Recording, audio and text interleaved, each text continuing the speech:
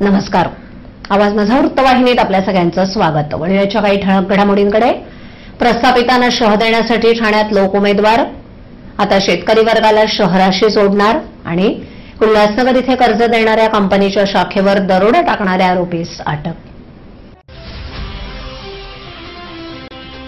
आपलं शहर स्वच्छ, सुंदर आणि नीटनेटकं ठेवणं ही आपली जबाबदारी आहे, हो ना? मग उचला फोन आणि विना परवाना होर्डिंग्स, बॅनर्स कुठे दिसले तर 1800-222-108 या टोल फ्री क्रमांकावर कळवा किंवा 75069464155 या भ्रमणध्वनीद्वारे आपली तक्रार नोंदवा किंवा महापालिकेने तयार केलेल्या स्टार ग्रेड ऍप्लिकेशनद्वारे आपली तक्रार नोंदवा. त्याची दखल त्वरित घेतली जाईल. ठाणे महानगरपालिकेत मतदारांवर लादली जाणारी राजकीय पुढाकारांची घराणेशाही, टक्केवारीच्या भ्रष्टाचारात अडकलेली व्यवस्था आणि शहराचा झालेला इस्कोट अशा विविध समस्यांवर आता ठाणेकर मतदारांना उतारा मिळणार आहे. ठाण्यातील भ्रष्ट राजकीय आणि शासकीय व्यवस्थेशी लढा देणारे काही दक्ष नागरिक एकत्र आलेत. विविध संघटना आणि पक्षांमधील या नागरिकांनी एका छताखाली येऊन ठाणे मतदाता जागरण अभियान तयार केलं असून या अभियानातून लोकांमधून लोकांनी सुचवलेल्या उमेदवारांना निवडणुकीच्या रिंगणात उभा केलं जाणार आहे. येथील गडकरी रंगायतांच्या आवारात घेतलेल्या पत्रकार परिषदेत ही माहिती देण्यात आली. फेब्रुवारी महिन्यात ठाणे महानगरपालिकेची सार्वत्रिक निवडणूक होणार आहे. त्यासाठी सर्वच राजकीय पक्षांची लगबग सुरू आहे. याच धर्तीवर आता ठाण्यातील काही संघटनाही एकत्र येताना दिसत आहेत. अशा संघटनांनी एकत्र येऊन या निवडणुकीत उमेदवार उभे करण्याचा निर्णय घेतला आहे. लोकांमध्ये जाऊन या संघटना मतदानाबद्दल जनजागृती करणार आहेत. त्यासोबत सर्व प्रभागांमध्ये जाऊन थेट लोकांमधूनच उमेदवार निवडणार आहेत. त्यानंतर लोकांनी सुचवलेल्या या स्वच्छ चारित्र्याच्या उमेदवारांचा हे जनजागर अभियानाचे कार्यकर्ते प्रचार आणि त्यांचं काम करणार आहेत. किमान 50 उमेदवार या माध्यमातून उभे राहतील अशी माहिती या अभियानाचे अध्यक्ष अनिल शाळीग्राम यांनी दिली. ठाण्यातील बिघडलेली घडी पत्रकार, वकील, डॉक्टर, साहित्यिक आणि इतर क्षेत्रातील जाणकार व्यक्तींमार्फत लोकांसमोर मांडून त्यांनीच सुचवलेल्या या उमेदवारांचा प्रचार केला जाणार आहे. ठाणेकर मतदारांनी त्यांचे उमेदवार सुचवावेत, आम्ही त्यांचा प्रचार करू असं आवाहन आयोजकांनी केलं आहे. त्यांच्या माध्यमातून जवळजवळ 50 लोकांची तयारी झालेली आहे. आमची अपेक्षा आहे की सगळ्या विभागांमधून लोक येतील आणि त्यांना आम्ही उमेदवारी देणार आहोत. पण ठाणे शहरामध्ये ती वानवा खूप आहे आणि बऱ्याच विभागातून लोकांची खतखत जी आहे ती निश्चितपणे बाहेर येते. 7-8 दिवसाच्या आमच्या या अभियानातून 4-5 उमेदवार आमच्याकडे आलेले आहेत आणि त्यांची हीच भूमिका आहे की आम्ही आमचं तन मन धन लावून उभे राहणार आहोत. आम्हाला हीच अपेक्षा आहे की तुमच्यासारखं कुठलं तरी अभियान असलेले लोक आमच्यासोबत असावे. आम्हाला काही लोकांना 30-40 वर्षाचा अनुभव आहे शहराचा. आम्ही काही नौखे नाही आहोत, एक नागरिक नाही आहोत नुसतं, तर एक ऍक्टिव्हिस्ट आहोत. तो लौकिक आहे आमचा आणि तो लौकिक आम्ही या ठिकाणी निश्चितपणे उतरवणार आहोत. आणि जे लोक स्वयंभू स्वतः इंडिपेंडेंटली ज्यांची थिंकिंग आहे त्यांना पुढे आणण्यासाठी आम्ही निश्चितपणे प्रयत्न करणार आहोत. मतदाता जागरण अभियान या नावाने आम्ही एक ही मोहीम सुरू केली आणि गेले आठवडाभर हा प्रचार जागोजागी आम्ही करतोय. आणि त्याच्यामध्ये ही मोहीम अशी आहे की निवडणुका ज्या महापालिकेच्या आलेल्या आहेत तर त्याच्यामध्ये नागरिकांचा आवाज उठायला पाहिजे, नागरिकांच्या मनातली खतखत बाहेर यायला पाहिजे आणि हे नागरिकांचे जे प्रश्न आहेत ते पुढे येण्यासाठी आम्ही हे करतोय. आम्ही काही प्रस्थापित कुठला राजकीय पक्ष नाही किंवा ठराविक जे पक्ष प्रस्थापित पक्ष असतात तशा पद्धतीने आमची काही भूमिका नाही आहे. पण एक नागरिकांचा आवाज उठवण्यासाठी नागरिकांच्या मधनं मतदार उभे करायचे अशी भूमिका आहे. आणि हे केवळ निवडणुकीपुरतं नाही तर पुढच्या 5 वर्षामध्ये हे चालू राहणार आहे. जे ज्वलंत प्रश्न आहेत की रस्ता रुंदीकरण झालेलं आहे किंवा शहराच्या मध्ये जे प्रचंड वाढ झालेली आहे, वाहतूक आहे आणि इतर पण नागरिकांचे जे प्रश्न आहेत तर त्याच्याकडे दुर्लक्ष होत आहे आणि कोणी त्यांना कोणी वाली नाही आहे. तर याच्यामध्ये कशा पद्धतीने पुढे जायचं तर आम्ही काय म्हणजे आमच्या जे आम्ही आहोत तर आम्हाला काही महत्त्व नाही आहे, तर लोकांना हे महत्त्व यायला पाहिजे, लोकांच्यामधनं नागरिक यायला पाहिजेत, लोकांनी आपले नागरिक आपले मतदान उभे करायला पाहिजेत आणि हा आवाज उठायला पाहिजे असा हा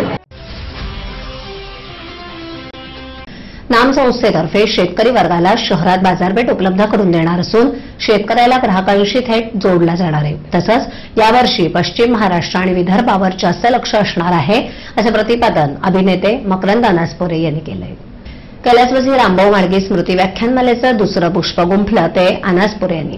त्यांना नामच्या आगामी योजनांसंदर्भात विचारलं असता ते म्हणाले की एप्रिल महिन्यात ठाण्यासह 8 ते 10 शहरात धान्य महोत्सव घेण्याचा प्रयत्न आहे. तसंच एका नामांकित कंपनीशी बोलणी झाली असून ते 62,000 एकरवरील तूर, मूग, हरभरा, उडीद हे कडधान्य विकत घ्यायला तयार आहेत. मराठवाड्यात पाण्याचं काम सुरू झालं असून 572 किलोमीटर नाले तलावांचं खोलीकरण, रुंदीकरण केलं आहे.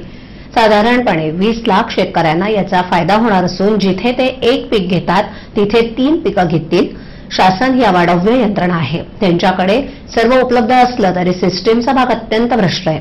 एक शेतकरी एका दाण्यापासून हजारो दाणे निर्माण करतो, परंतु त्याला किंमत नाही.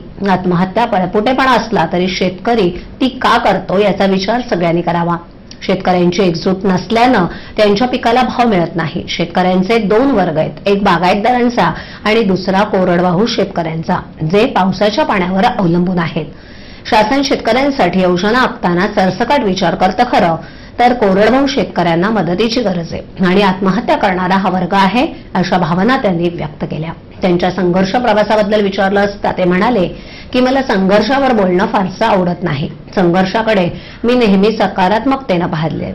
संघर्षाचा काळ मी आनंदात घालवलाय. इंग्रजी भाषा ही जगण्यासाठी अपरिहार्य असली तरी मातृभाषा शिकण्याचा आग्रह असावा.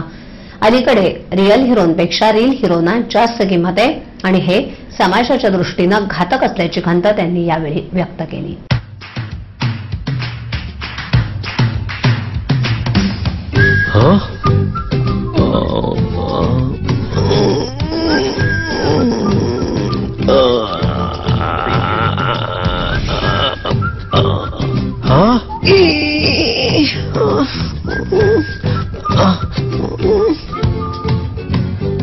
To do the DTH recharge immediately, just click on TGSP Smart Money. Enter your MPIN. Go to Merchant Payment. Select DTH Recharge, Service Provider, your account number, the money you want to transfer. Select your account, enter transaction PIN. As transferred. वारंवार तक्रारी करूनही हॉस्पिटलमध्ये झालेला झुरळांचा सुळसुळाट आणि अस्वच्छता याची कोणीही दखल घेत नसल्यानं वैतागलेल्या एका डॉक्टरनं थेट रुग्णाचं ऑपरेशन थांबवून झुरळाचं शूटिंग केल्याचा प्रकार ठाणे महापालिकेच्या रुग्णालयात घडलाय. डॉक्टरच्या या कृतीवर उलटसुलट प्रतिक्रिया उमटत आहेत. नेहमीच वादाचं कारण ठरणारं कळवा रुग्णालयातील सुरक्षेबरोबरच आता झुरळांचा देखील आता बंदोबस्त करावा लागणार आहे. ठाणे महापालिकेच्या कळवा येथील छत्रपती शिवाजी महाराज हॉस्पिटलमध्ये गेल्या शुक्रवारी हा प्रकार घडला. या रुग्णालयात प्रचंड अस्वच्छता असून झुरळांचाही मोठ्या प्रमाणावर सुळसुळाट झालाय. रुग्णाला संसर्ग होऊ नये म्हणून ऑपरेशन थिएटर स्वच्छ ठेवणं बंधनकारक आहे. तशी मार्गदर्शक तत्व प्रत्येक रुग्णालयाला घालून देण्यात आली आहेत. प्रत्येक आठवड्याला ऑपरेशन थिएटरमधील लादी स्वच्छ पुसताना तेथील जळमट आणि कीटक मारण्यासाठी धूर सोडणंही बंधनकारक आहे. मात्र महिनाभर तक्रारी करूनही पेस्ट कंट्रोलवाले येत नसल्यानं वरिष्ठ अस्थिरोग तज्ज्ञ डॉक्टर संजय वरणवाल यांनी शुक्रवारी रुग्णाच्या पायाचं ऑपरेशन सुरू असताना ते थांबवून ऑपरेशन थिएटरमध्ये फिरणाऱ्या झुरळाचं शूटिंग केलं. त्यानंतर हा व्हिडिओ त्यांनी रुग्णालय प्रशासनाला पाठवलाय. त्यानंतर जेव्हा आम्ही हॉस्पिटलच्या अधिष्ठाता सी मैत्रा यांना विचारलं तेव्हा त्यांनी असं काहीही नसल्याचं सांगितलं. तसंच हा आमच्या विरुद्ध कट असल्याचं त्या म्हणाल्या. त्यानंतर ठाण्याचे महापौरांनीही त्यांची स्त्री ओळख हा षडयंत्राचा भाग आहे असं सांगितलं. सोबत सर्वांवर कारवाई देखील होईल आणि त्या वरिष्ठ डॉक्टरांची देखील चौकशी होईल असं ते म्हणाले. पण हॉस्पिटलमध्ये भंगार असल्याचं आणि ते टेंडर काढून हटवणार असल्याचंही त्यांनी मान्य केलंय. आम्ही पत्रव्यवहार केलेला आहे. त्याच्यामध्ये या प्रशासनाचा कारभार जो भोंगळ आहे तो आम्ही दाखवून दिलेला आहे. यांचे स्वतःचे जे ऑडिट रिपोर्ट्स आहेत त्या ऑडिट रिपोर्ट्समध्ये सुद्धा यांच्यावर ताशेरे ओढलेले आहेत आणि या ताशेरेमध्ये स्पष्ट म्हटलेलं आहे की इथल्या औषध खरेदीमध्ये गोंधळ झालेला आहे, त्याच्यामध्ये भ्रष्टाचार. त्यांनी भ्रष्टाचार हा शब्द वापरला नाही कारण त्यांचंच प्रशासन आहे. औषध खरेदीमध्ये भ्रष्टाचार आहे. इथल्या ज्या ऑपरेशन थिएटर जे चालू झालेले आहे हे ऑपरेशन थिएटर अचानक बदलून त्याच्यामध्ये कसा बदल झाला. इथली टेबल जी आहेत ती रंगरंगोटी करून वापरली जातात. इथल्या डॉक्टरच्या भरतीमध्ये भ्रष्टाचार आहे. याला जोडून जे वैद्यकीय महाविद्यालय राजीव गांधी वैद्यकीय महाविद्यालय इथला CPSचा जो कोर्स असतो याच्यामध्ये सुद्धा भ्रष्टाचार आहे. तिथल्या डॉक्टरचं व्यवस्थित निगराणी नाहीये, शिकवण नाहीये. त्याच्यामुळे एकंदरीतच हा प्रकार जो आहे छत्रपती शिवाजी रुग्णालयाचा वारंवार आवाज उठवलेला आहे. महासभेत सुद्धा चर्चा झालेली आहे आणि आपले अतिरिक्त आयुक्त महापालिकेचे सुनील चव्हाण साहेब यांची चौकशी समिती सुद्धा नेमलेली होती. तर चौकशी अहवालाचा काय झालंय, तो कुठे दडवलेला आहे आणि काय त्यांचं ते त्यांनाच माहिती. परंतु एकंदरीतच हा छत्रपती शिवाजी रुग्णालय ठाणे महापालिकेचं आहे.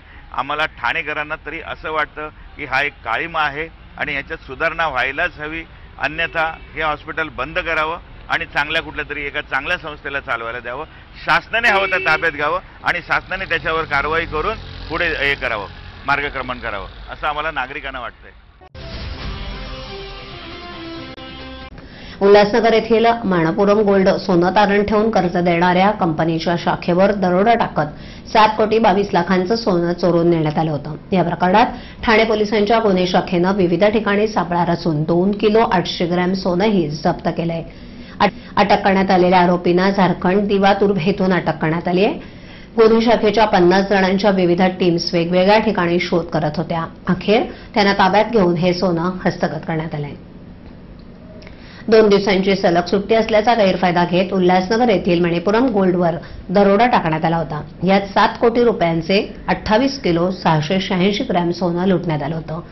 या गुन्ह्याचा तपास उल्हासनगर पोलिसांसह गुन्हे शाखा करत होती. या तपासात गुन्हे शाखेनं झारखंड इथून मुख्य आरोपी मुस्तफा अख्तर शेख याच्याकडून 2 किलो 862 ग्रॅम सोनं जप्त केलं. या जप्त केलेल्या सोन्याची किंमत 77,27,000 रुपये इतकं आहे.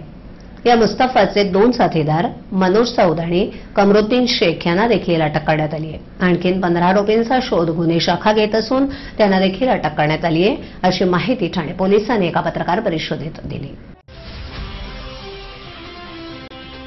आपल्या विभागातील काही सूचना अथवा समस्या असल्यास आमच्यापर्यंत जरूर पोहोचवा. आम्ही तुमचा आवाज नागरिकांपर्यंत नक्की पोहोचवू. आम्हाला संपर्क करण्यासाठी आमचा पत्ता आवाज माझा 103 सायलेक आदर्श नगर समोर कोलबाट रोड ठाणे पश्चिम. आमचा दूरध्वनी क्रमांक 9774503326. आमचा ईमेल आयडी awazmaza.tvnews@gmail.com. आवाज माझावरील एखादी बातमी वाईट राहून गेली असल्यास युट्यूबवरती तुम्ही पाहू शकता. तर मग उद्या पुन्हा भेटू याच वेळी याच ठिकाणी काही नवीन घडामोडींसह आवाज माझा वृत्तवाहिनीत. तोपर्यंत नमस्कार.